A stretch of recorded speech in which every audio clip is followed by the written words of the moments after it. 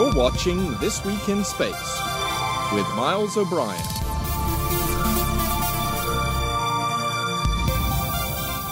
Hello and welcome to the start of something new and exciting. I'm Miles O'Brien, and you are watching the premiere edition of what we hope will become the premier place for space fans to get a fix on what is happening off the planet.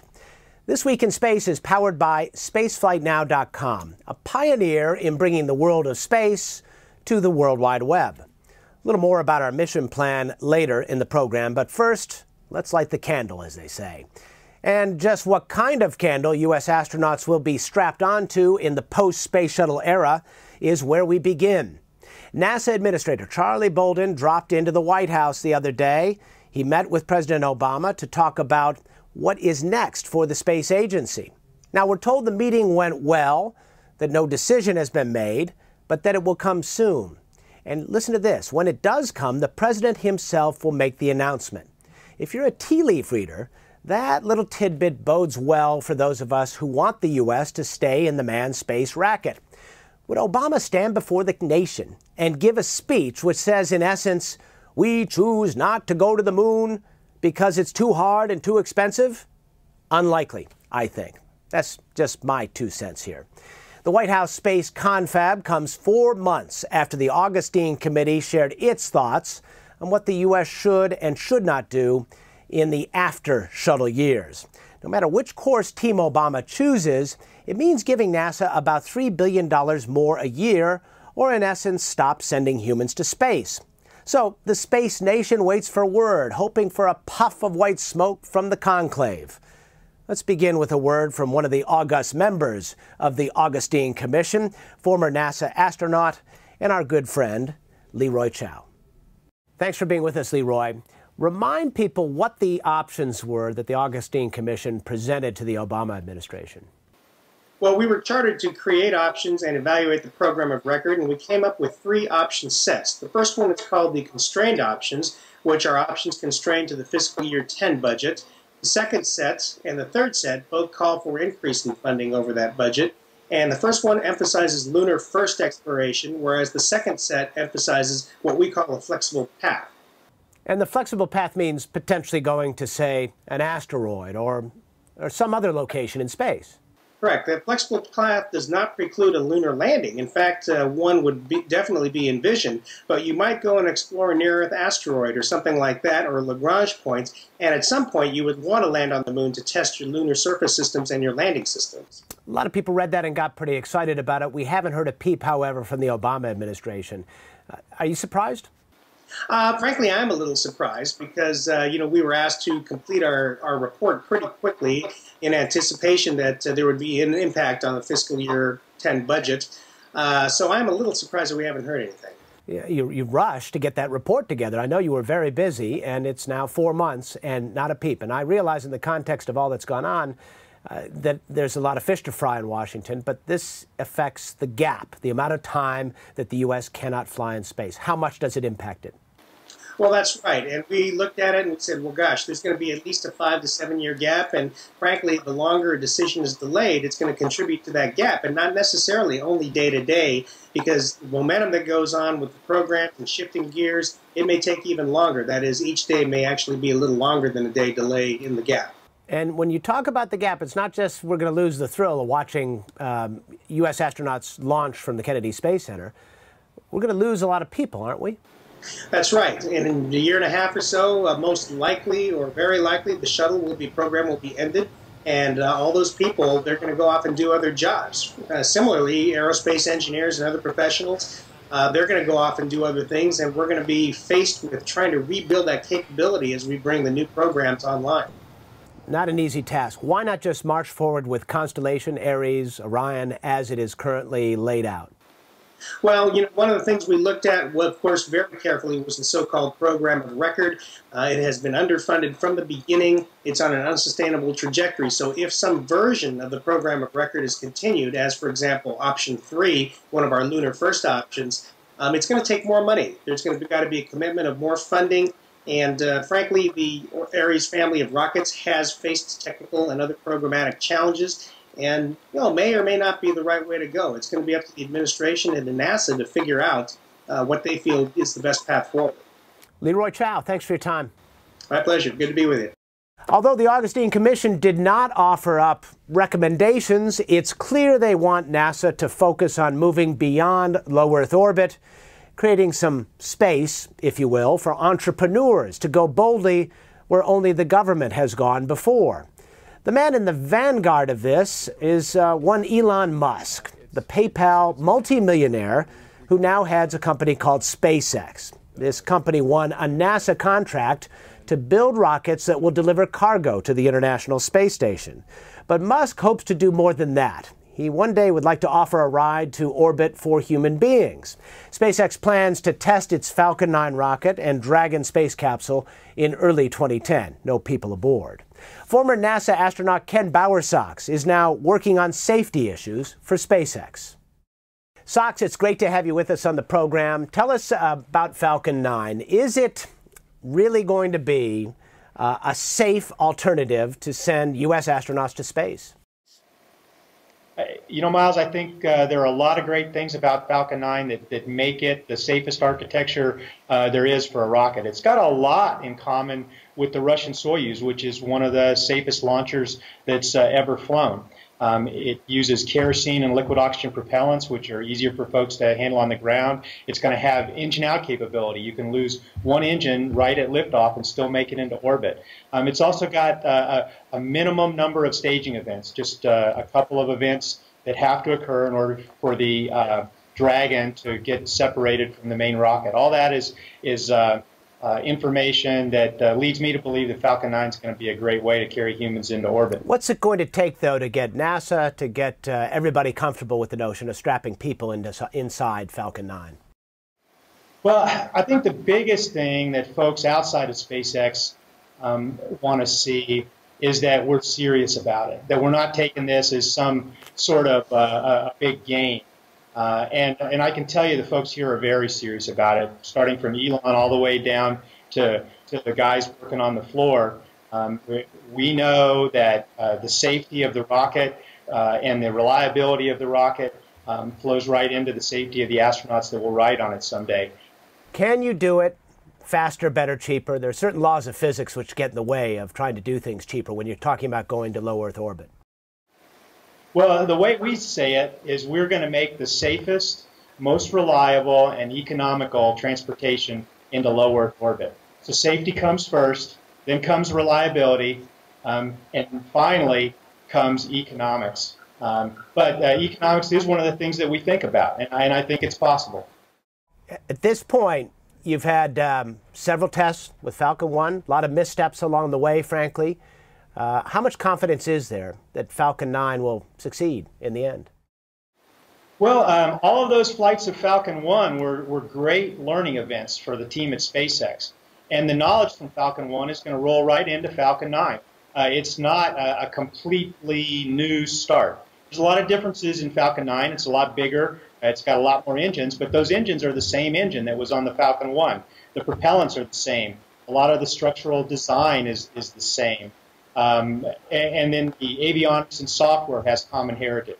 So it's a natural evolution from Falcon 1 to Falcon 9 that we think will help us achieve success a lot more quickly with Falcon 9. Ken Bowersox, thanks for your time. All right, great talking with you, Miles. Now, Sox may make it sound easy, but they don't call it rocket science for nothing. The real question is this: is the private sector ready to take on this huge challenge anytime soon? Remember, there have only been 3 civilian forays into space by Burt Rutan's Spaceship One, and these were brief suborbital hops, not Mach 25 trips to low Earth orbit. Former NASA Administrator Mike Griffin has some strong feelings on this. We'll hear from him in our next segment.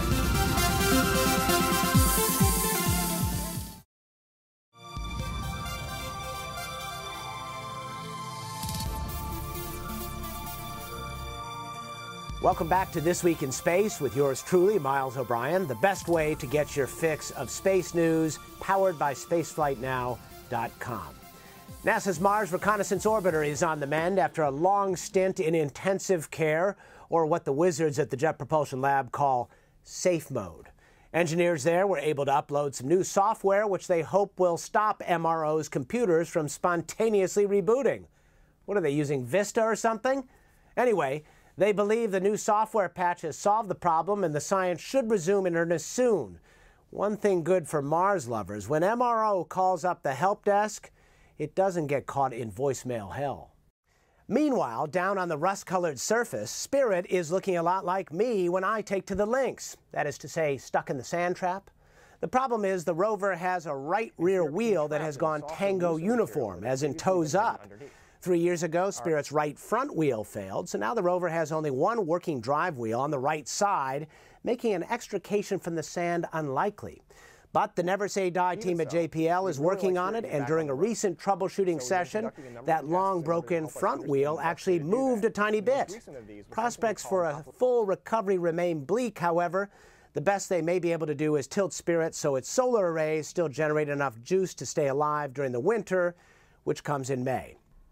Back now to our top story and NASA's future. It appears President Obama is close to making a decision on which course to chart in space. Whenever he shares his vision with the rest of us, the debate will move to a broader realm, and of course Congress, where, as we all know, nothing is guaranteed. The other day, the Speaker of the House, Nancy Pelosi, showed her colors in a gabfest with reporters. She said she has not been, and we quote her, a big fan of manned expeditions to outer space in terms of safety and cost, but people could make the case technology is always changing, end quote. Oh boy.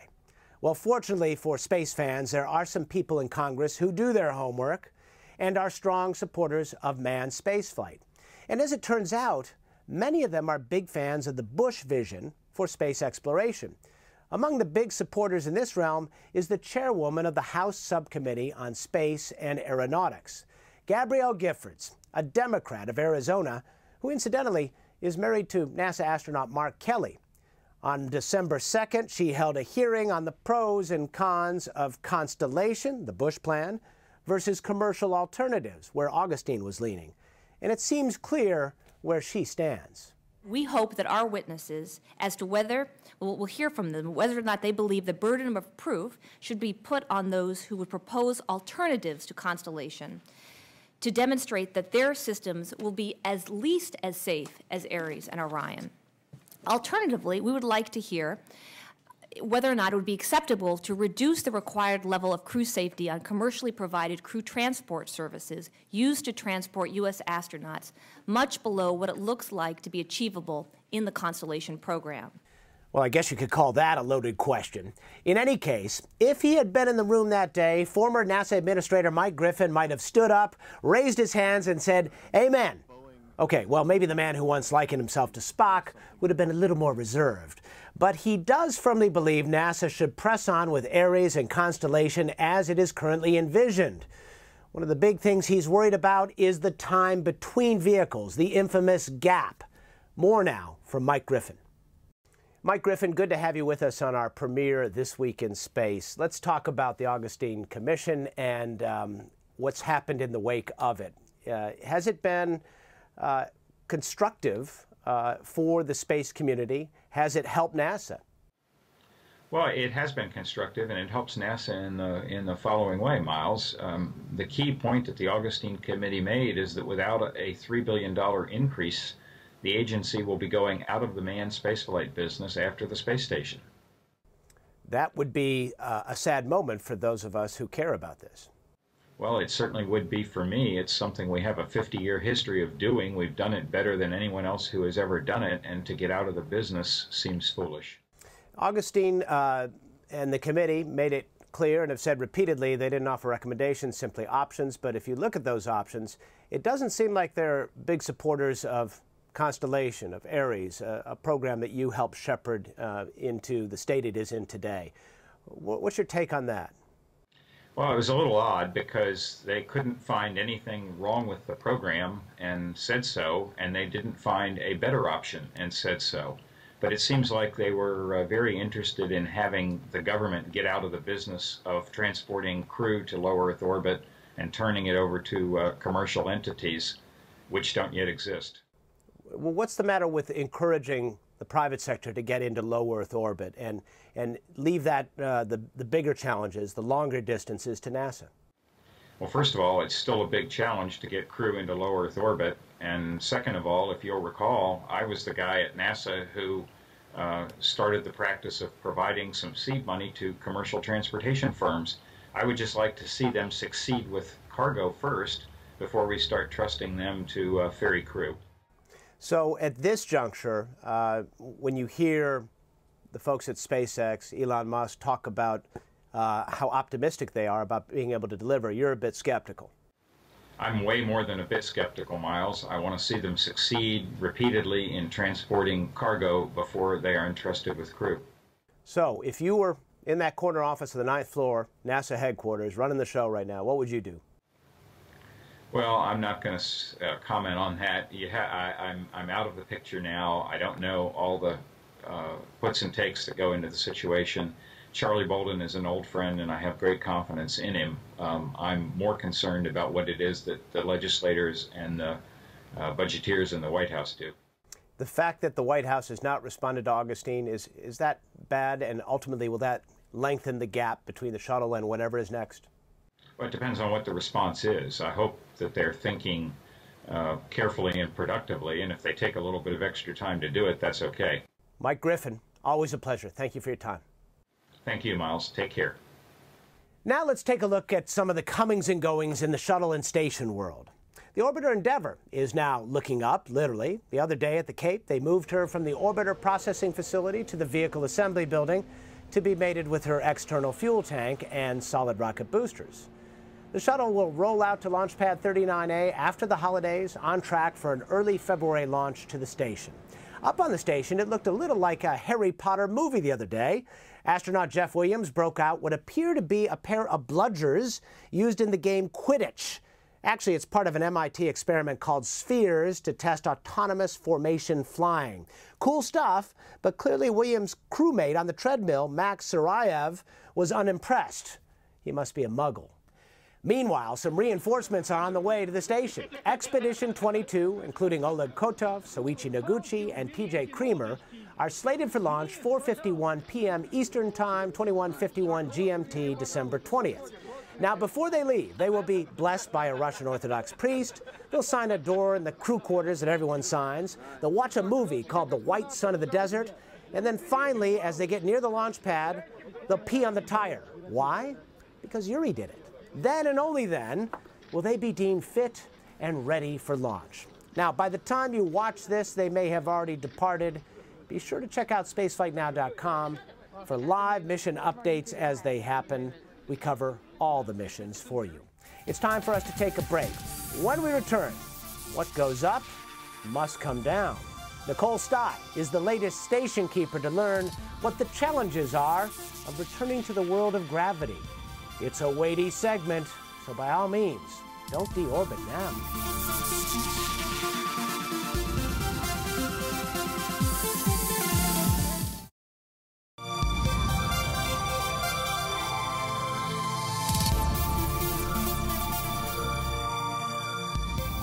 Welcome back to This Week in Space. I'm Miles O'Brien, and I don't need no stinking network. I've got spaceflightnow.com, the premier place for space on the web. We're glad you're with us, wherever you are and however you found us. Now, a quick word on how we're doing all this. It may look like I'm on the bridge of the Starship Enterprise or something, but really, I'm just sitting in front of a green screen in my tiny little office in New York. My colleague, David Waters, he's in Florida, but he controls where I appear to be. So I better be nice to him, or I might end up here, or here, or here. Beam me out of here, David, please. Now, Kate Tobin is in Atlanta. I've worked with her since the early 90s, and she is always running a tight editorial ship, as she is this moment. And the jet-setting founder of spaceflightnow.com is Stephen Young. He's in the UK at the moment, a little past tea time, but is based in Florida normally. Don't worry, he has a green card, people. The hangar door is sealed tight once again in Burt Rutan's shop in Mojave, California. Scaled Composites and the team focused on the nitty-gritty details of getting Spaceship Two ready to carry some paying passengers to space in the next few years. Now, if they fly like they put on a show, Virgin Galactic is bound to dazzle. About 500 would-be flyers, politicians, and VIPs were there on December 7th, a day that will live in infamy, for the rollout of Spaceship Two. Richard Branson says his ship nearly brought him to tears. After the rollout, a fluke storm came barreling into Mojave. The revelers had to beat a hasty retreat, and some high winds tore the elaborate tent to shreds. That'd bring tears.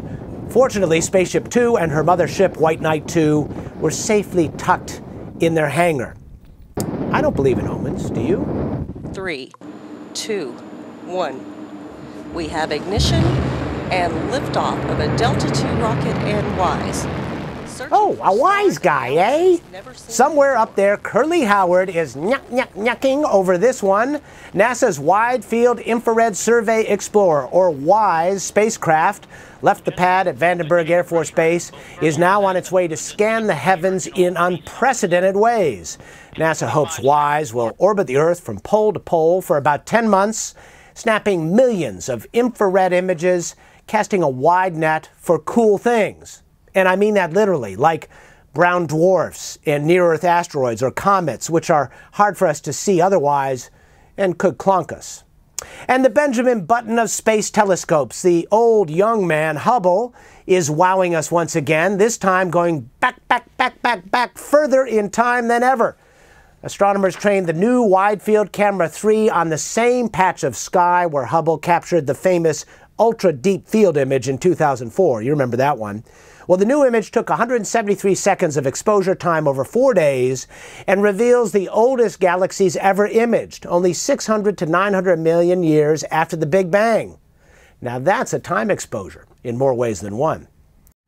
Well, I sure hope you watched the last shuttle landing with us on spaceflightnow.com.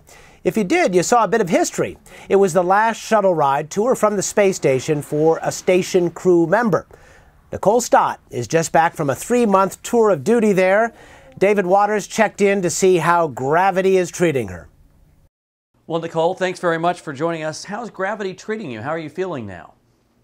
Gravity's been great. You know, the first couple days were a little wobbly, but I think I've been pretty fortunate to get back to 100% very quickly. And the guys in the gym are working me out like crazy to make that happen. So I feel good. I feel really good. Now, it's been kind of crowded up there. In the past year, we've had an expansion of the crew going up to now a full-time crew, a larger crew. What is that like going up to that, and what percentage of the time do you think you were working on science versus station operations?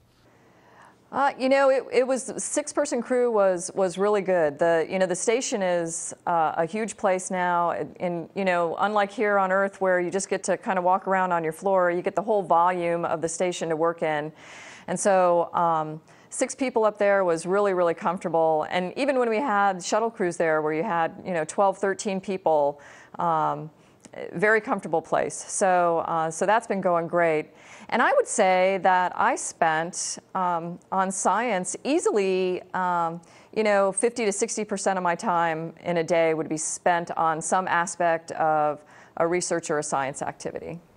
Let's talk about that science. Why is that science so important, and why should people back here on Earth care about it? And maybe name one of your most interesting experiments, you think? Well, I think, in terms of the science, there's an aspect of it that is just, that is purely kind of an exploration thing. What can we do in microgravity that we can't do here on the planet? How can we refine processes? And some of that, it always comes back to things like protein crystal growth and how flames and fuels work in space versus here on the ground. And are there ways that we can improve the processes that we have here on the planet to improve things here for ourselves, as well as future exploration of space. And I think what we're doing on the space station right now supports both of those. We are learning things about how to go further away from our planet by the science that's going on station, and we're also at the same time making things better here. I think for me, one of the really interesting experiments that was up there was, and it's going to seem really simple, but it's the JAXA guys, the Japanese agency, had a plant growth experiment. And You know, I think there's interesting things about the way plants grow in space versus on the ground, and they're learning about that. It gave us the chance to harvest some little flowers while I was up there, and it's just interesting to me to see how something that can seem so simple can be giving scientists so much information about how to harvest crops and plants on the ground, as well as allowing us to develop methods for doing that for longer duration spaceflight. Astronaut Nicole Stott, thanks so much for joining us. Thank you. You think Muhammad Ali could float like a butterfly? Well, wait till you see some butterflies who can float like an astronaut. These monarchs and painted ladies launched as caterpillars and emerged from their pupa stage aboard the International Space Station. They're beautiful butterflies. They're the first adult butterflies to have flown in space, as a matter of fact. Clearly, they were confused and didn't know which way was up, as I might have hypothesized. More than 170,000 K-12 students are following the butterflies' exploits. And guess what? You can too. You can follow their adventures on Twitter. Their handle is Butterfly Space. Oh, and speaking of Twitter, that's a good way to reach us. Let us know what you like and what you don't about This Week in Space. You can follow us on Twitter at, get this, we're brilliant, This Week in Space. And you can email us at TWIS, that's T-W-I-S, This Week in Space, at spaceflightnow.com. Stay in touch. Let us know what you want to see. We aim to please, and we aim to fill the gap. That's the mainstream media space coverage gap. That other gap, well, that's above our pay grade. But we hope our efforts to carry the fire will get us to a new and exciting chapter for space exploration.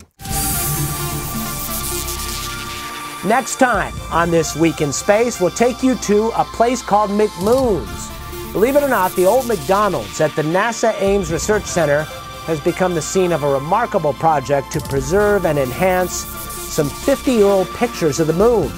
We'll tell you the amazing tale of the lost tapes, jury-rigged antique machines, and some guys with a lot of drive and passion. The only question that remains, would you like a hot apple pie with that? Thanks for watching. I'm Miles O'Brien.